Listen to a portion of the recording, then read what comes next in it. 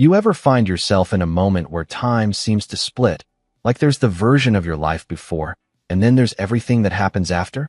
That moment for me was 9:30 on a Wednesday night. In the middle of our kitchen, Melissa screaming at me with a glass of Pinot Grigio shaking in her hand. "Why don't you just disappear?" That line, like a dagger dipped in venom. It echoed in my skull, bouncing off every memory of her I used to love. I just stood there, silent, hollow, a man who had tried, God, I had tried, to fix something that was clearly already broken. She thought I'd fight back, that I'd chase her down the hallway, apologize for something I didn't even do, or grovel like the good little husband she'd trained me to be over the years. But this time, something inside me snapped.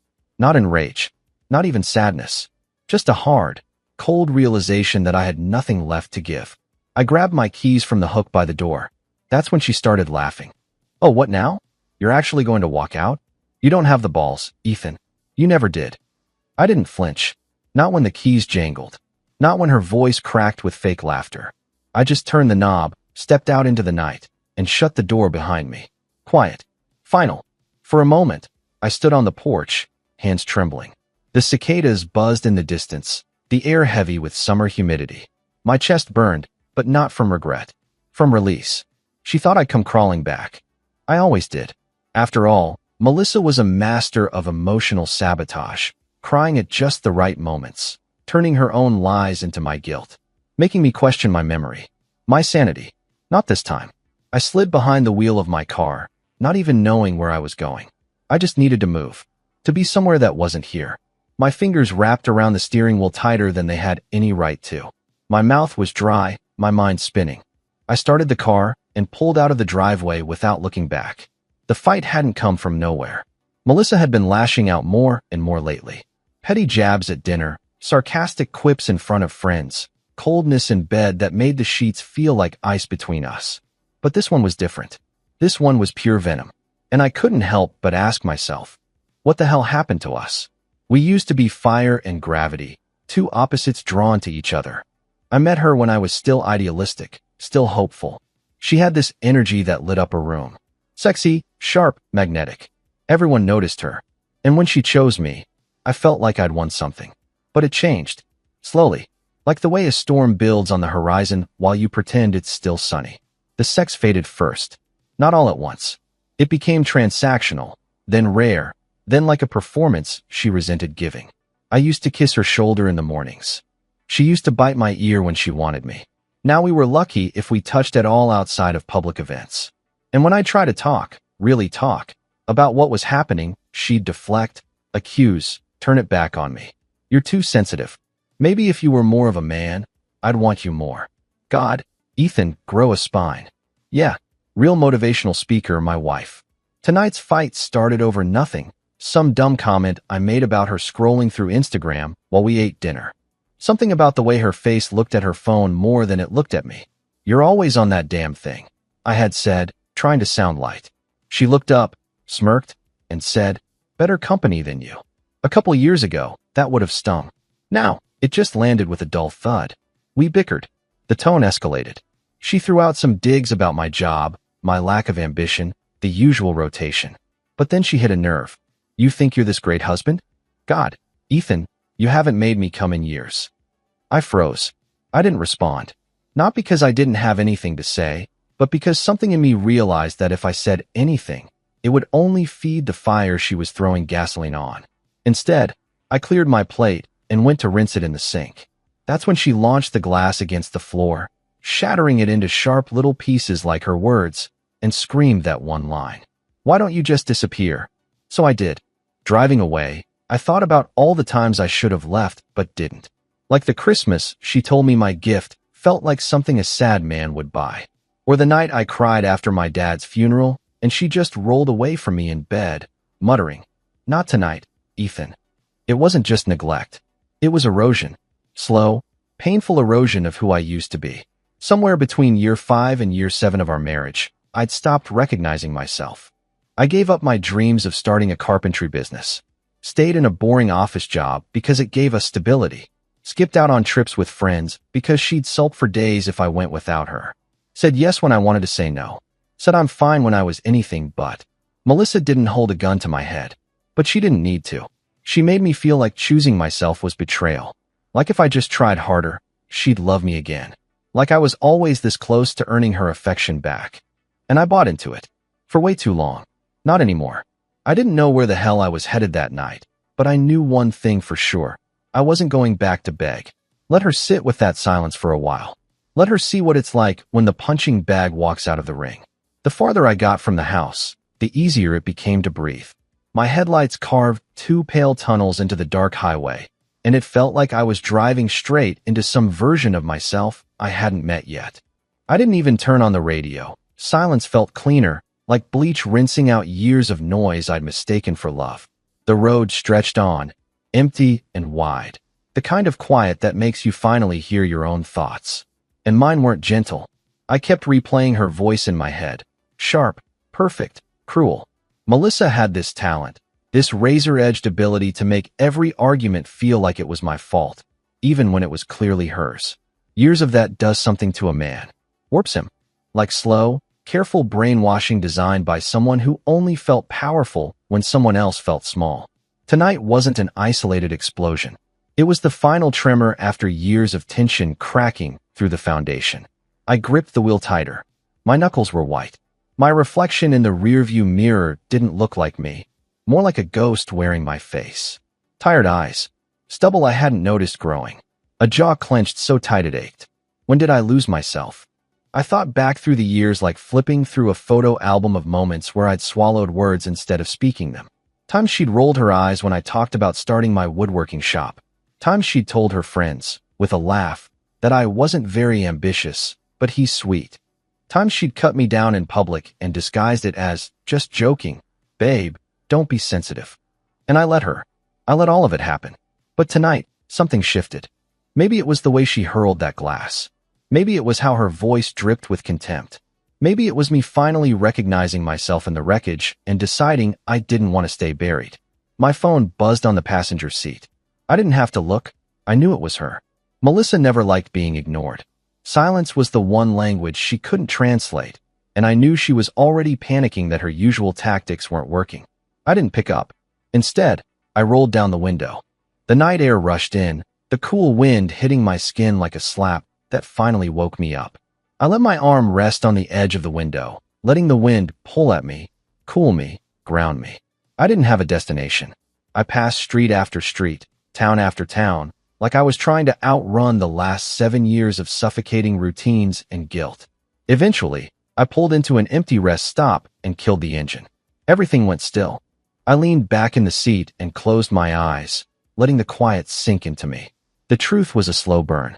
I didn't want to go back. Not tonight. Maybe not ever. The idea didn't terrify me the way it should have. It felt peaceful. Strange, but peaceful. Like loosening a knot I'd forgotten was strangling me. But then the doubts came creeping in, unwelcome and too familiar. What would she tell people? That I'd overreacted? That I'd abandoned her? She was good at spinning stories. She'd had years to practice. And she knew exactly how to hit those emotional buttons she installed in me one fight at a time. I scrubbed a hand over my face and forced myself to breathe. Why was I still protecting her in my own mind? I thought about our earlier years, the spark we had, the chemistry, the way she'd look at me once upon a time like I was the only man in the room. I wasn't imagining that. There had been good moments, real ones, hot ones, moments that made me believe we were building something solid. But even those memories felt tinted now, like I was remembering something someone else lived. Because somewhere along the way, her love stopped being love at all and turned into a transactional performance. Sex became a duty, affection turned to weaponry, and intimacy, it just vanished, replaced by sharp comments and colder sheets. My phone buzzed again, then a third time. I leaned over and flipped it face down without reading a single notification. I wasn't ready to hear her voice. Not when mine was finally starting to come back to me. I started the car again, not out of anxiety, but because sitting still felt like sinking. I needed motion. Directionless motion, maybe, but still movement. Back on the road, the streetlights blurred past like orange ghosts. I wondered what she was doing now. Pacing? Crying? Screaming at the empty air the way she used to scream at me? Maybe she was scared. Maybe she was furious. Maybe she was already crafting the narrative where she was the victim. But for the first time in years, I didn't feel responsible for her emotions. I only felt responsible for my own. The speedometer crept up. 75. 80. I wasn't trying to escape anymore. I was trying to find something. Clarity. Space. Myself. The road forked ahead. One direction led back, toward our neighborhood. The other curved toward the outskirts of town, toward places I hadn't been in years. My hands moved before my mind even caught up. I took the exit that led away from home. Away from Melissa. Away from the years I'd spent shrinking to fit her expectations. I didn't know where I'd end up. But the further I drove, the lighter my chest became, as if the night air was stripping away every lie I'd told myself to keep the marriage alive. At some point, a strange thought crossed my mind, quiet but steady. Maybe disappearing was exactly what I needed. Not running forever. Not abandoning everything. Just stepping out of the version of myself she had built and walking into the version I'd forgotten. I drove on, the empty road stretching ahead of me like a promise I hadn't yet learned to believe. And somewhere between mile marker 47 and 48, I realized something undeniable. I wasn't going back. Not tonight. Maybe not ever. I didn't even realize where I was headed until I saw the blinking porch light. It was instinct that brought me there, not logic. Not a map or plan. I'd been driving for hours, letting the empty roads pull me forward, deeper into the quiet, away from Melissa's voice and everything that came with it. Somewhere between a forgotten gas station and the edge of the next county, I started turning onto streets I hadn't seen in years. Streets that weren't even on my radar anymore. Ones that used to feel like home a long time ago. And then I was parked in front of her house. Vanessa's, Melissa's younger sister. For a minute, I just stared at the front door. I didn't even remember making the decision to come here. I wasn't close to Vanessa anymore. We hadn't talked properly in years. Not since she stopped coming around for holidays, which Melissa had always explained away with a dismissive, "She's got her own life." Still, there I was. It was almost midnight. Her house sat tucked between two sleepy, single-story ranches, the porch lamp flickering like it couldn't make up its mind whether to stay on. Everything else was quiet. No cars, no voices. Just the low hum of the streetlight and the idle purr of my engine. I should have left. I should have turned around and found a cheap motel or just parked under some overpass and slept. But something about that house, about her, held me there. Vanessa. Jesus. I hadn't even said her name aloud in forever. Back then, when Melissa and I first started dating, Vanessa was around a lot. Too much, really. Always tagging along, showing up to the same parties, offering to help with errands, acting more like a best friend than a little sister. And back then, there had been a flicker. Something unspoken. I didn't let myself think about it too much. Melissa had claimed me fast. First date, first sex, first commitment, all in a blur. But if I'm being honest, Vanessa had always made me feel seen. Even in silence. She'd lock eyes across the table, and there was this tension there. Undeniable, humming like static. But I buried that, packed it away, and married her sister. Now I was here, standing at her door, wondering if this was the dumbest decision of my life. I knocked. 3 short raps. My heart thudded in my ears. The light above me flickered once more and died. Seconds passed. I nearly turned to leave. Then the door cracked open. Vanessa stood there in a loose tee, no makeup, hair pulled up in a messy bun. Her eyes landed on mine, and I saw a ripple of emotions pass through them. Confusion, surprise, then something softer. "Ethan?" she asked, her voice low, still rough from sleep. "Yeah," I said, suddenly awkward. "Sorry to show up like this. I didn't know where else to go." She blinked, then opened the door wider. "Come in." No hesitation. No barrage of questions. Just that. I stepped inside. The house smelled like chamomile tea and warm linen. It was small, cozy, nothing like the cold perfection of the house I'd left. The kind of place where you could breathe. She closed the door gently behind me, locking it with a soft click. "You okay?" she asked, folding her arms across her chest. I let out a breath and shook my head. Not even close. She nodded like she understood more than I was saying. "Want tea?" I hadn't eaten in hours, and my head throbbed with exhaustion. "Yeah, that'd be nice." She walked to the kitchen while I sank onto the couch. Everything about the space calmed me. The mismatched throw pillows, the overstuffed bookshelf, the soft hum of the old fridge. It was a lived-in space. Honest. I hadn't realized how much I missed honest. Vanessa returned with 2 mugs and sat beside me. Close, but not too close. I wrapped my hands around the cup. It was hot, grounding.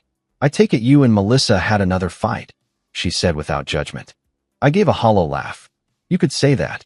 Her expression didn't change. She just waited. I sipped the tea before speaking again. She told me to disappear. So I did. Vanessa raised an eyebrow. Good for you. I looked at her then, really looked. Her face was softer than Melissa's. Not colder, just less guarded. She didn't wear confrontation like armor. She wasn't trying to win a conversation. She just was. Present. You're not surprised, I said. She shrugged, pulled her knees up under her. I'm surprised it took this long. That hit me harder than it should have. I didn't know where else to go, I admitted. I just ended up here. I'm glad you did, she said quietly. That silence stretched between us, heavy but not uncomfortable. She didn't pry, didn't demand an explanation or unload a dozen questions like Melissa would have. Finally, she said, you want to talk about it? I leaned back, let my head fall against the couch cushion. I'm just tired, Vanessa. So tired of feeling like the bad guy for trying to keep the peace. Tired of questioning everything I say, everything I do. Tired of being told I'm not enough, or too much, or not what she wants anymore. I don't even know who I am when I'm around her. Vanessa didn't speak for a long time. When she finally did, her voice was low. Careful. You haven't been yourself in years.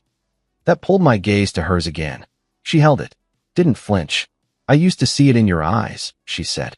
You used to light up when you talked about stuff. Building things. Your shop. Traveling. All of that just disappeared. And she didn't even notice. My throat tightened.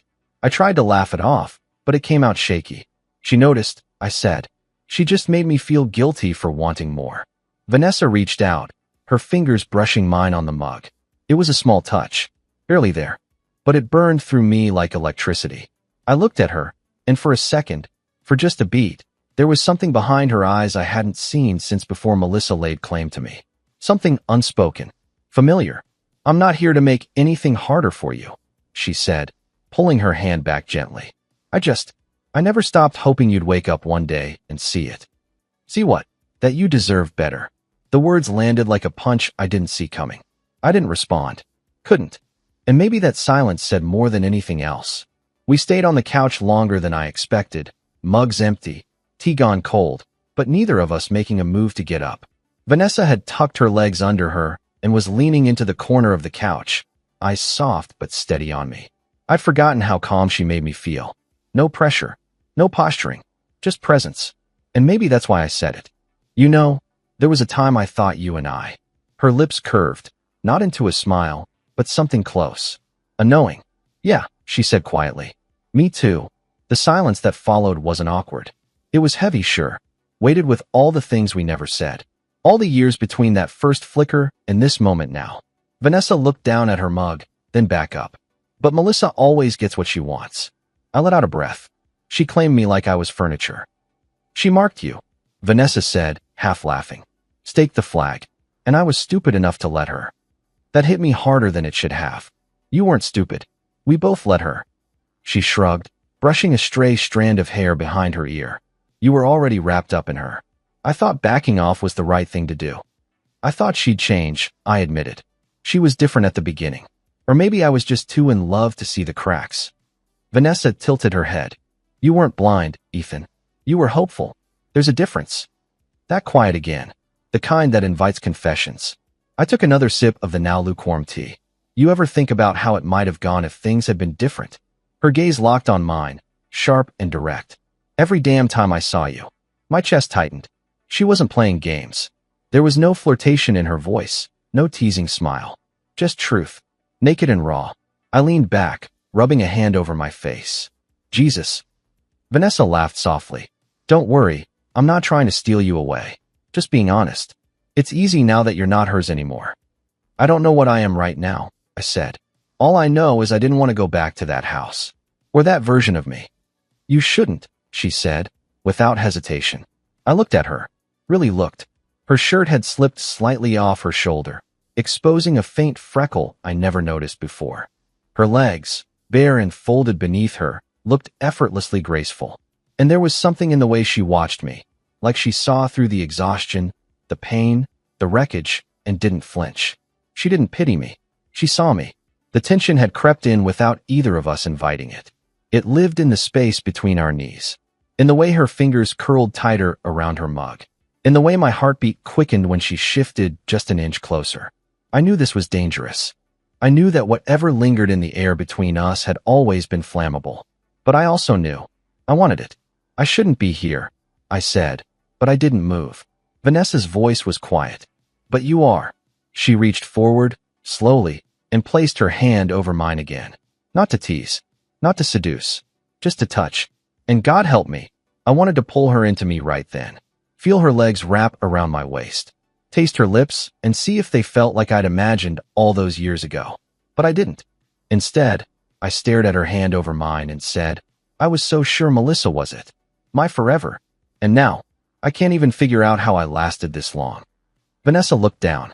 Because she convinced you that love was about endurance, not joy. The weight of that hit deep. I turned to her, swallowing hard. You were the one I used to joke with. Remember that night at the lake house? We played poker until sunrise, and I swore you were cheating. She laughed. I was cheating. And I knew it. I said, smiling for the first time in days. She leaned in a little. You let me win. I laughed. You were wearing that ridiculous blue bikini. I don't think I was capable of rational thought. She raised an eyebrow. So you did notice. Oh, I noticed, I said, eyes locked on hers now. We were too close. Too real. This wasn't harmless anymore. But it didn't feel wrong. It felt inevitable. I used to wonder, she said, voice soft, if you ever looked at me and thought, just for a second, what if? My hand turned beneath hers, fingers intertwining. Her skin was warm, soft. I thought it every time Melissa wasn't in the room. Her breath caught, and then the lights flickered and cut out. Complete darkness. We both sat still, listening to the hum die out, the fridge stop humming, the silent stretch. Storm, she whispered. There had been one brewing all day. I hadn't noticed.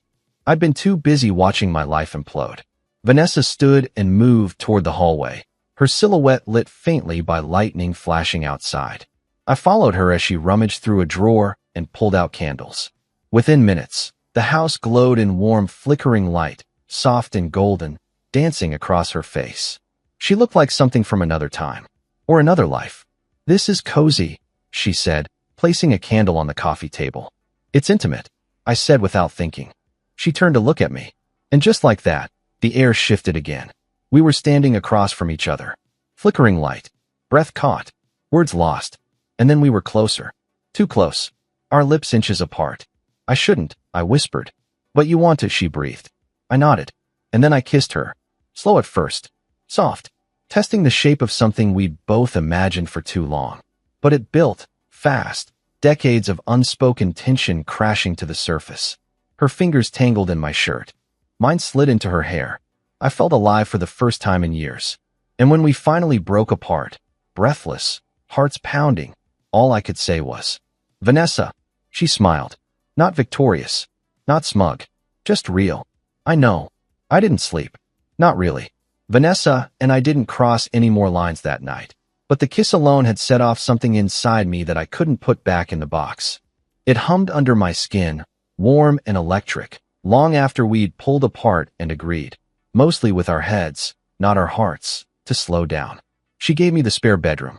The sheets smelled like lavender. Her house was quiet except for the storm fading outside, rain tapping softly against the window like fingers trying to coax me into sleep. But every time I closed my eyes, all I saw was her face in that candlelight. I didn't regret it. Not for a second. When morning came, gray and soft, my phone was vibrating nonstop on the nightstand. A long row of notifications stared back at me like a trail of breadcrumbs leading straight into hell. Melissa, 14 missed calls. Melissa, 22 messages. I exhaled slowly, bracing myself, and opened the first message. Where are you? Then, you made your point. Come home now. Then the one right after it. If you loved me, you'd at least answer. Guilt-tripping, emotional blackmail. Her greatest hits album, playing on repeat. Another message came through as I stared at the screen. Don't make me worry like this, Ethan. It's cruel. Cruel. She'd shattered a glass 2 feet from my face and told me to disappear, but I was the cruel one. I could practically hear her voice dripping with righteousness. A soft knock came at the bedroom door. "Ethan, you awake?" Vanessa's voice. Gentle. Careful. I slipped the phone face down and sat up. "Yeah, come in." She cracked the door open, leaning against the frame with a steaming mug in her hand. Her hair was pulled back, cheeks still soft with sleep. She wore a loose sweater that slid off one shoulder, exposing smooth skin I shouldn't still be thinking about. "Coffee," she said. "Figured you might need it." "More than you know," I muttered. She stepped inside and handed it to me. As our fingers brushed, the spark flared again, real, undeniable. Vanessa felt it too. Her eyes flicked up for just a heartbeat too long. And then she noticed the phone on the bed. She already started, didn't she? I nodded. Blew up my messages. Classic Melissa. Vanessa crossed her arms, hip leaning against the dresser. "Let me guess. First she's angry, then she's guilt-tripping, and next she'll be playing the wounded wife." She's already on phase 2. Her lips curved in a humorless smile. She always did know how to twist a knife without breaking the skin. I swallowed. It's not easy to ignore. I trained myself for years to jump whenever she snapped her fingers. "But you didn't jump last night," Vanessa said softly. "No, I didn't." The pride that flickered in her eyes surprised me, and affected me more than it should have. I took a long sip of coffee, letting the warmth settle in my chest. My phone vibrated again, relentless. Vanessa glanced toward it, then back at me. "You don't have to respond," she said. "Not yet. I know, but it's like this reflex I can't shake." "She conditioned you," Vanessa said. "Don't blame yourself." Her voice wasn't pitying. It was understanding, and that made it easier to breathe. I should probably. "No," she interrupted gently. "Don't fall into her rhythm. Let yourself decide what happens next." Before I could answer, another message banner flashed across the screen. "I'm really scared, Ethan. Please don't do this to me. I can't sleep when you're angry. Just come home." Vanessa let out a slow, almost disbelieving exhale. God, she really knows how to make herself the victim.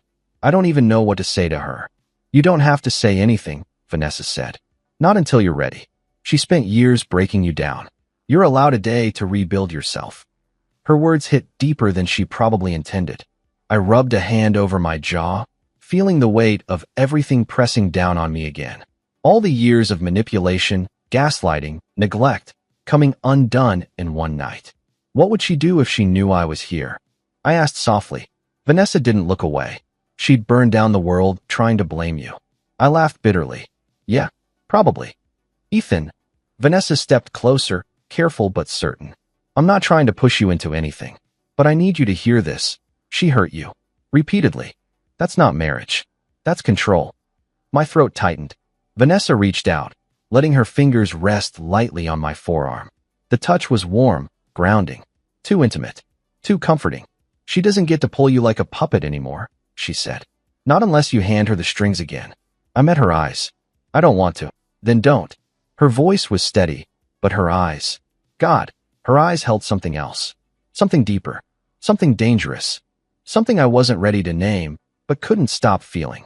My phone buzzed again. Then again. Vanessa rolled her eyes. "What now?" she asked, stepping back. I picked it up. The next string of messages was harsher. "Are you with someone? Answer me, Ethan. If you walked out to make me feel guilty, congratulations. I'm done with this childishness. Get home now." Vanessa's face tightened, like she was physically restraining herself from snapping something sharp. "She's unraveling," she said. "She's losing control," I corrected softly. Her gaze softened. "Good. Maybe it's her turn." I let out a breath I didn't know I'd been holding. "I don't know what I'm going to do." "You don't have to figure that out in a single morning," she said. "Just don't run back out of fear. Or habit."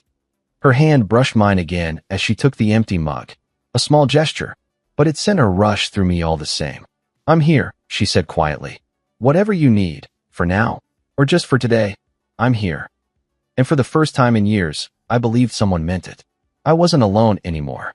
And Melissa's frantic messages buzzing on the bed suddenly felt a million miles away. It was late afternoon when the storm came back. Vanessa and I had spent the day in the quiet rhythm of two people not sure where the lines were anymore. She cooked us breakfast, eggs, toast, strong coffee, and we danced around each other in the kitchen like we were learning a new language. Nothing explicitly romantic happened, not yet. But there was a tension neither of us could name out loud. A gravity. By the time evening hit, thunder was rolling low in the distance again, crawling over the hills like something alive. Rain began to hammer the windows just as Vanessa lit a few candles in the living room, their soft glow warming the shadows around us. "You'd think this house was built for storms," she said, fluffing the blanket on the couch. "I think you were built for them," I replied before I could stop myself. She glanced at me, eyebrow raised, smile tugging the corner of her mouth. "Smooth. I'm serious." She didn't say anything for a beat, just walked over, handed me a glass of wine, and sat down beside me.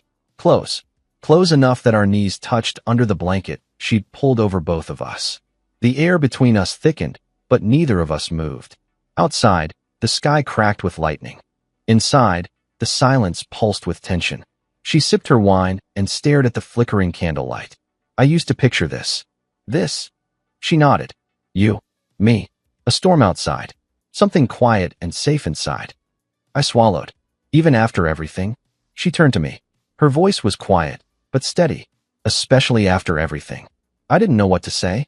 I could feel her body heat, the brush of her leg against mine, the familiar scent of her shampoo, lavender, and something else I couldn't name.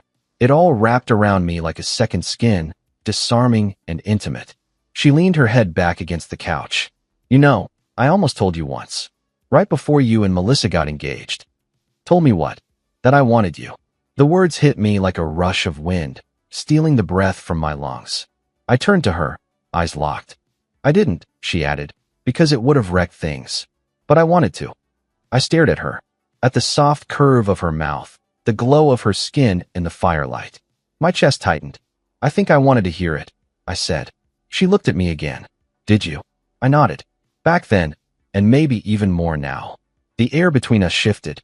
Our faces were too close, too familiar, and still, neither of us moved. Outside, thunder cracked, but the real storm was the one growing in the space between our lips.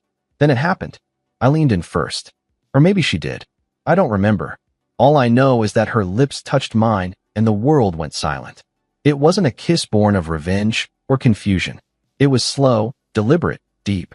Her hand slipped into my hair, and my fingers found the warm skin at her waist beneath the hem of her sweater. She tasted like wine and the kind of truth you only speak in candlelight. We didn't rush. We savored. Years of unspoken tension unraveled between us in that kiss. When we finally pulled apart, her forehead rested against mine. "This is a bad idea," she whispered, breath warm on my skin. "Probably," I said. Neither of us moved away. Her hand stayed on my chest, fingers curled slightly in the fabric of my shirt. "I don't want to be a rebound," she said, eyes searching mine. "You're not," I said. "You're the one I never let myself want. Until now." That truth just hung there between us. She kissed me again, this time slower. Her body pressed into mine, our mouths moving with more urgency. Her thighs slid over mine as she climbed into my lap, and I felt her heartbeat hammering through her chest. Her hands tugged gently at my shirt, slipping it up over my head. I let her. My fingers slid beneath her sweater, over the warm, soft skin of her back. The rain outside turned violent against the windows, as if the world itself was trying to keep up with what we were doing. We broke apart only to breathe, barely speaking. She whispered my name once. I gripped her hips like I'd lose her if I let go. Her sweater fell to the floor. I kissed along her collarbone.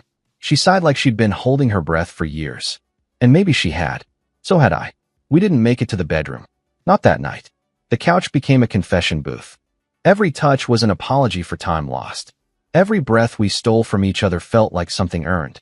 When it was over, we lay tangled beneath the blanket, hearts still racing. My hand rested on the soft curve of her waist. Her head was on my chest. Neither of us spoke for a long time. Finally, she whispered, "What now?" I stared at the ceiling. "I don't know. You're still married." I nodded slowly. "Yeah, but I'm not hers anymore." She closed her eyes. I felt her exhale against my skin. "Promise me something," she said. "Anything. Don't pretend this didn't mean something."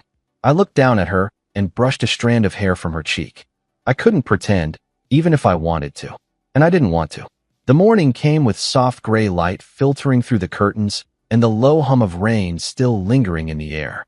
I woke to warmth. Not just the blanket tangled around my legs or the residual heat of the storm the night before, but her. Vanessa was curled against me, her cheek resting on my shoulder, her bare skin pressed along mine beneath the throw we'd never managed to kick off. For a second, I didn't move. I just stared at the ceiling, breathing slowly, letting it all wash over me. We'd crossed the line. No going back. But what surprised me wasn't the guilt. It was the peace. Not the kind that comes from denial or the temporary euphoria of sex. It was something deeper.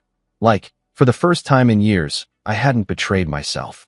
Melissa used to make me feel like any need I had outside of her, space, passion, laughter, was selfish. But last night with Vanessa hadn't felt selfish. It felt true.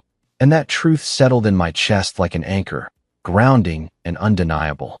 Vanessa stirred beside me. Her hand moved across my chest, fingers brushing the line of my collarbone. I felt her exhale before she spoke. "You're thinking too loud," she whispered, voice still thick with sleep. "Sorry," I said, smiling. She shifted, propping herself up on one elbow to look down at me. The light hit her face just right. Hair tousled, lips still swollen from kissing, eyes full of questions. "Regret it?" she asked. I didn't even hesitate. "No." A flicker of relief passed through her. "But," I added, "I also know this changes everything." She nodded, pulling the blanket around her chest. "I know." We sat there for a while, the silence not quite comfortable, but not strained either. Just two people coming down from something inevitable, still unsure where the ground was. She glanced toward the clock. "Do you need to? I don't know, check in?" I followed her eyes and knew what she meant. My phone sat face down on the coffee table like a bomb waiting to go off. I hadn't checked it since last night, and part of me didn't want to. The thought of Melissa's name flashing on the screen again made my stomach twist. "I probably should," I admitted. Vanessa nodded and stood, wrapping herself in the blanket as she moved toward the kitchen. "I'll make coffee. You do what you need to." I sat up, pulled on my boxers, and padded over to the coffee table. One deep breath. Then I flipped the phone over. 29 messages. 3 missed calls. 2 voicemails. All from Melissa. The most recent message read, "I swear to God, Ethan, if you don't respond today, we're done." Another, sent just after midnight. "I can't believe you'd do this to me. To us. After everything."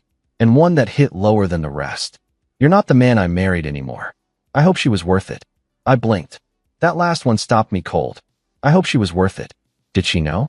Or was she just fishing, trying to trigger guilt with a vague accusation? Vanessa returned with 2 mugs and set one down beside me. Her expression darkened slightly when she saw my face. "Let me guess. She's moving from guilt-tripping to threats." "Something like that," I muttered. "She said she hopes she was worth it." Vanessa didn't flinch. "She knows. We're suspects." I didn't even tell her where I went. "You didn't need to. She probably guessed." I ran a hand down my face. "This is going to explode." "Maybe it should." I looked at her. "You say that like it's easy." Her expression softened. "It's not. But it's necessary. She doesn't get to control the narrative forever." I stared into the coffee like it held answers. What if I just made things worse? "You didn't." I cheated, Vanessa. She sat beside me again, pulling her legs up onto the couch. "You left. You made a choice. You didn't betray her. She betrayed you. For years. Emotionally. Mentally. She destroyed you from the inside out. This." She gestured between us. "This isn't betrayal. This is survival." That word hit deep. Survival. I'd been surviving for so long. I'd forgotten what living felt like. "I'm not going back," I said quietly. Vanessa studied me. "Are you saying that because of me?" "No," I said honestly. "Because of me." She looked down at her hands, her voice suddenly cautious. "So what happens now? Between us?" That question scared me more than anything Melissa had said, because I wanted her. More than I should. But I didn't want to rush into something that would burn us both. "I don't know," I said. "But I don't want last night to be a mistake. And I don't want it to be just a reaction." She nodded slowly. "Same." I reached for her hand and held it gently. Her fingers tightened around mine. "I need to figure out how to end things with Melissa," I said. "Cleanly. No half measures." "Then do that," she whispered. "And if you want me after, I'll be here."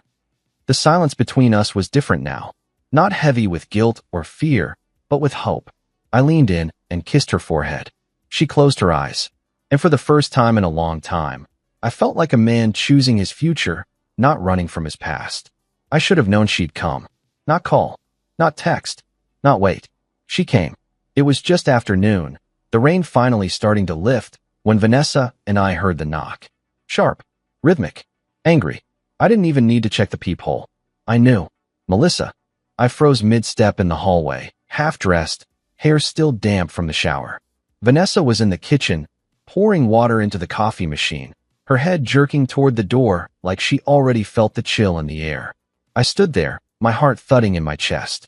3 more knocks came, harder this time. My phone buzzed in my pocket. I know you're in there. Open the goddamn door. Vanessa met my eyes from across the living room. No panic. No fear. Just calm awareness, like she'd been expecting this. She'll wake the neighbors, I said under my breath. Vanessa set the kettle down and walked over, her voice low. Then let's stop giving her a stage. I opened the door. Melissa stood there, soaked from the rain, black umbrella snapped shut in her hand like a weapon. She looked at me like she'd just spotted an animal she didn't expect to see alive. Her eyes flicked past me and froze. Vanessa stood just inside, her body relaxed, barefoot, wearing one of my old t-shirts. The silence that followed was volcanic. Melissa's gaze snapped back to me. I knew it, she hissed. I fucking knew it. I stepped out onto the porch and pulled the door gently closed behind me, shielding Vanessa from what I knew was coming. Melissa, don't. Don't what, Ethan? Don't speak the truth? Don't call it what it is? Her voice rose, sharp and venom-laced. You walk out after one fight. One, and go running straight to her? This wasn't about one fight, I said, jaw tight. It was about every fight. Every year. Every time you tore me down and expected me to thank you for it. She blinked, water dripping from her hair, mascara just beginning to smudge beneath her eyes. So this is your revenge? Sleeping with my sister? I didn't plan anything, I said, keeping my voice calm. But leaving was about survival. And you telling me to disappear, that wasn't new. It was just the first time I actually listened. Melissa's lip curled. And of all people, you ran to her. Her voice cracked with a bitterness I hadn't heard before. Not sadness. Not betrayal. Entitlement. She didn't do this to us, I said. You did. She laughed, bitter and sharp. Wow. You really drank the whole, I'm the victim cocktail, huh? I'm not a victim, I said. I'm just done pretending this marriage hasn't been slowly killing me. She stepped closer, voice low and trembling with rage. You think anyone's going to believe you? You think your friends, your family, my family, will take your side after this? I don't care who takes my side, I said. For once, I'm taking it myself. Melissa stared at me, eyes wide, wild. I made you, Ethan. I built our life. You were flailing before me. I was free before you, I said, the words leaving my mouth before I could pull them back. And it was true. I saw it now, how tightly she'd wrapped her hands around every inch of my life and called it love. The porch creaked behind me. Vanessa.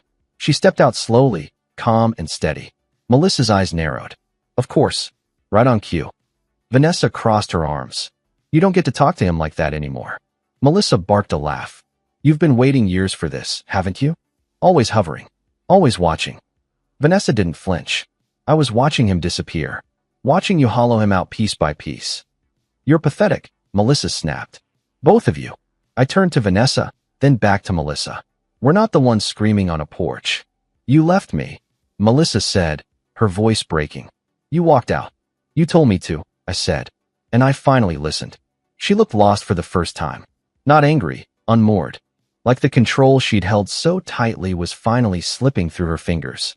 You're making the biggest mistake of your life, she said. No, I replied.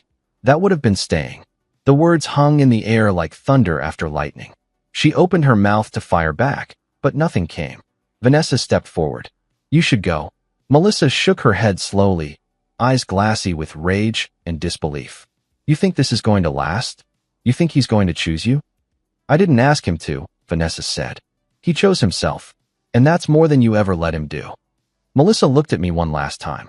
You'll regret this. Then she turned, stormed down the steps, and disappeared into the drizzle. I stood there for a long second, heart still hammering, adrenaline pulsing through my veins. The rain had started again, softer now. Cleansing. Vanessa's hand slid into mine. You okay? she asked. I let out a breath. Not yet, but closer. We stood there, watching the street, the quiet returning. And somewhere deep down, I knew that was the last time Melissa would ever have the power to shake me. The house was quiet after Melissa left, but the silence didn't feel peaceful. It felt exposed, like her presence had left behind a film on everything. Vanessa shut the door slowly, resting her forehead against the wood for a second before turning back to me. Well, she said, exhaling. That was volcanic. Could have gone worse, I muttered, even though my hands were still shaking. She held back, Vanessa said. Barely. I nodded and sat down on the couch, suddenly exhausted. My brain was spinning, trying to replay every word, every facial twitch, every threat she dropped like an explosive and dared me to survive. Vanessa sat beside me, quiet for a long moment, fingers absently twisting the corner of her shirt. Then she said something I wasn't expecting. Ethan, there's more you need to know. I turned to her. About what?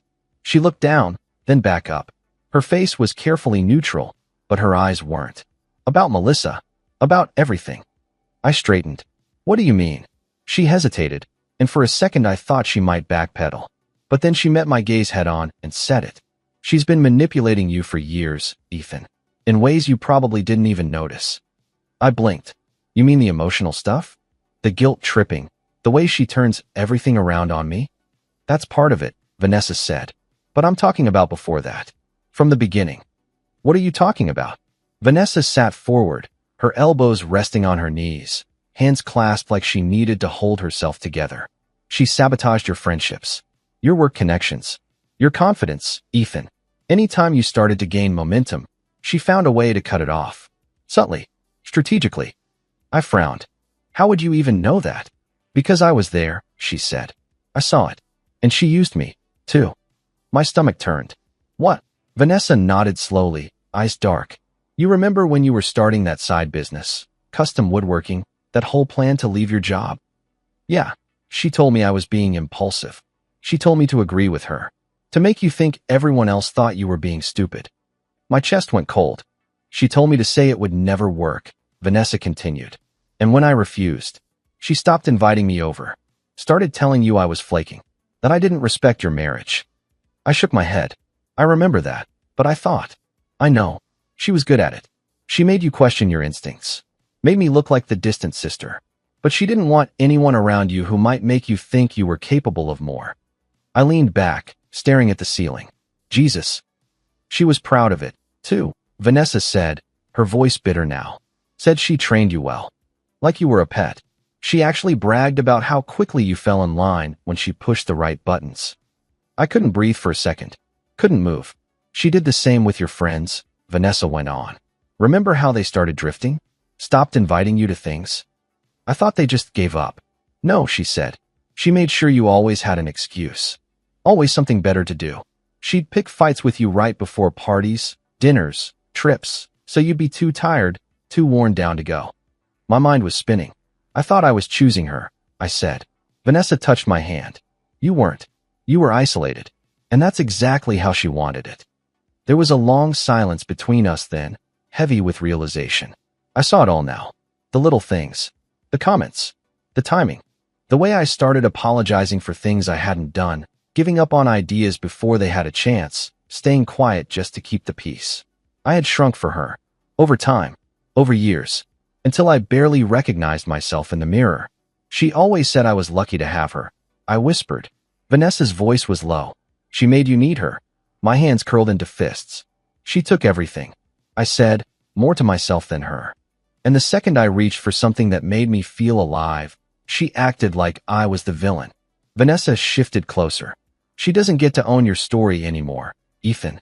I looked at her. How long have you known all this? I suspected early, she said. But she played nice at first. Then she started locking me out. I realized it was because I saw through her, and she hated that. I thought about the years we hadn't spoken, the birthdays skipped, the silence. I always thought it was just distance, but it wasn't. It was her. She weaponized you, I said. Turned me against the one person who actually gave a damn. Vanessa nodded. I'm not trying to make this harder. I couldn't let you keep blaming yourself. I leaned forward, burying my face in my hands. My voice came out rough. I feel like an idiot. You're not, she said, reaching out. You were in love. And manipulated.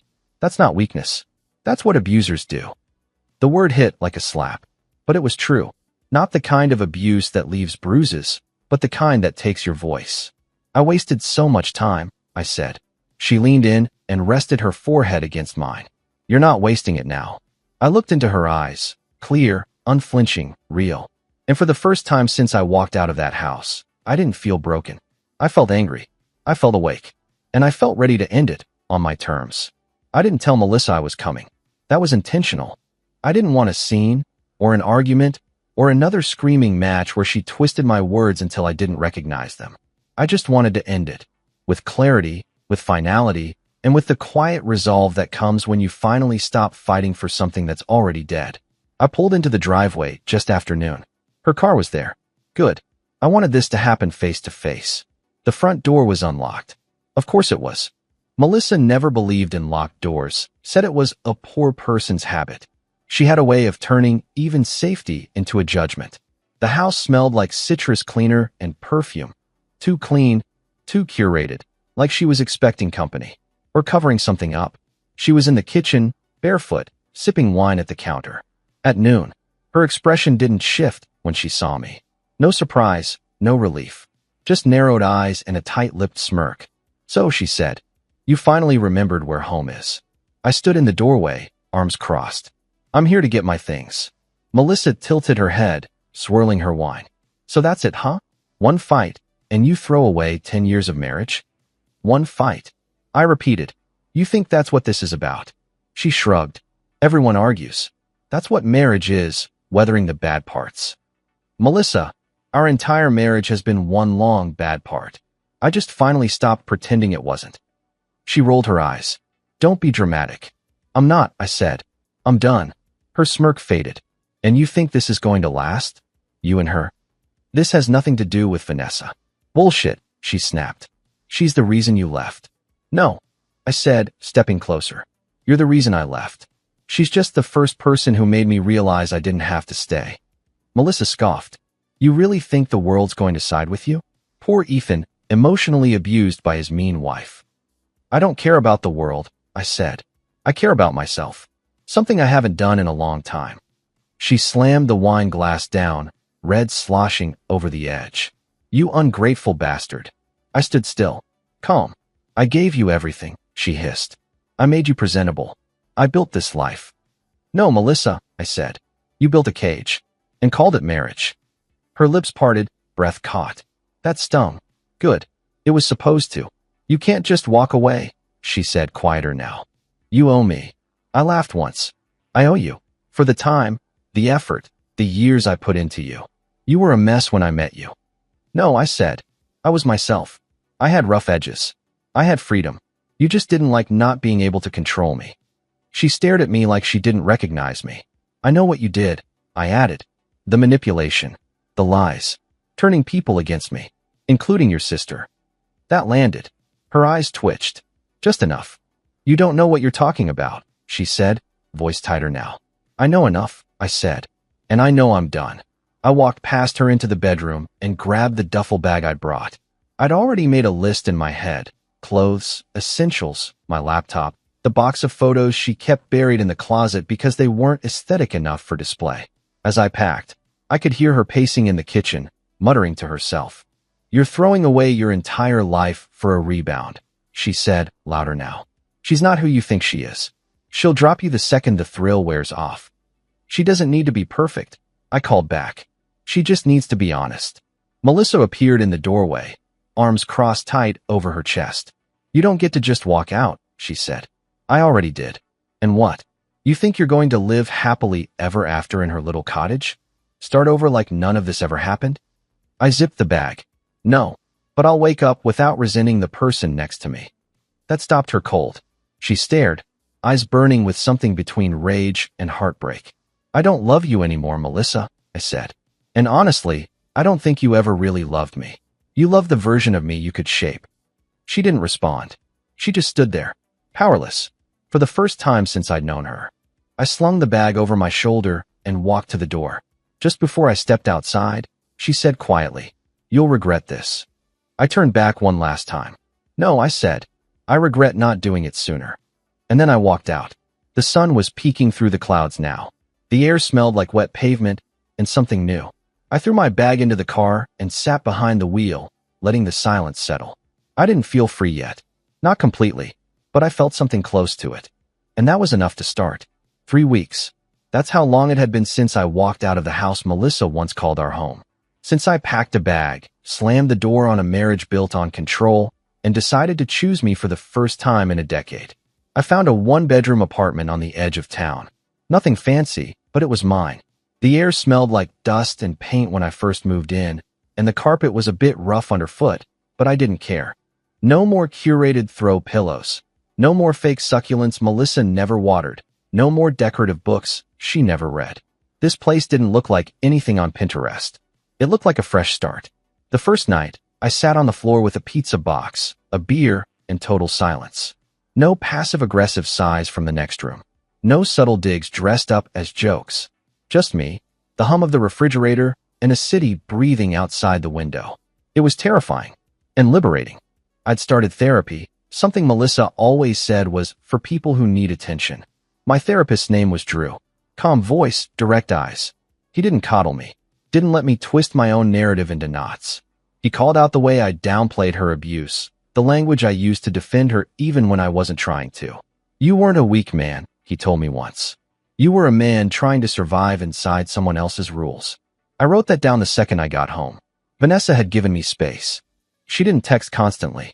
Didn't push. We checked in once or twice a week. Simple messages. Light. No pressure. I appreciated it more than I could say. But after the dust settled, and I stopped waking up thinking I'd made some massive mistake, I started missing her. Not just the way she made me feel, but her.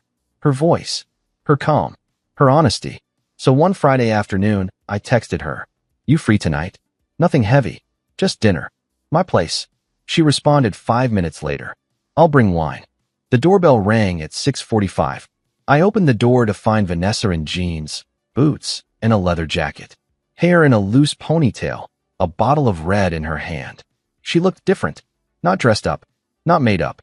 Just real. Hey, I said, suddenly unsure what to do with my hands. Hey, she replied, stepping in.